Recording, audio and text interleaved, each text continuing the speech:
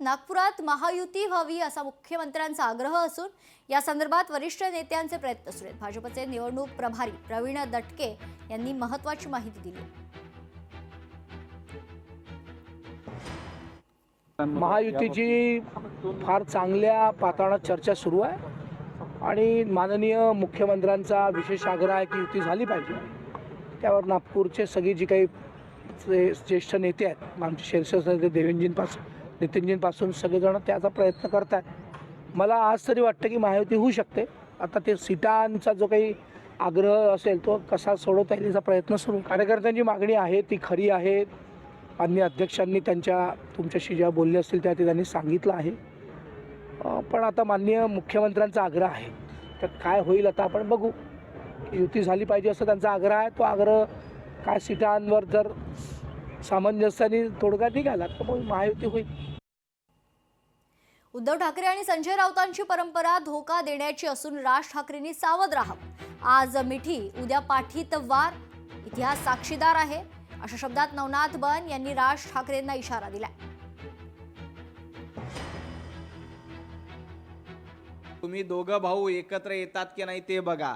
तुम्ही ज्या पद्धतीनं 2017 मध्ये राज ठाकरे यांनी टाळीसाठी हात पुढे केला होता, त्यावेळेला तुम्ही राज ठाकरे यांचा हात झिडकारला होता, टाळी दिली नव्हती। तुमची परंपरा पाठीत खंजीर खुपसण्याचीच आहे। आता देखील राज ठाकरे यांच्या पाठीमध्ये खंजीर खुपसण्यासाठी संजय राऊत आणि उभाटा गट मागे पुढे पाहणार नाही।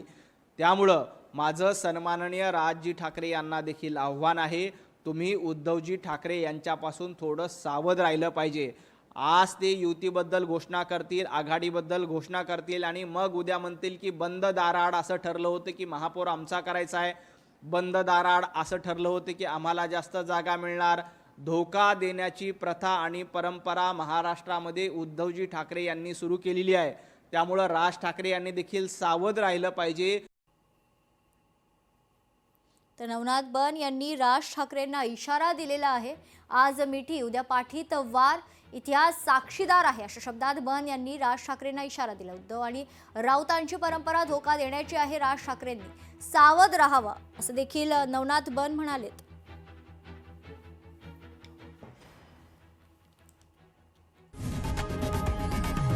लोकशाही मराठी ऐका, पहा, जागरूक रहा।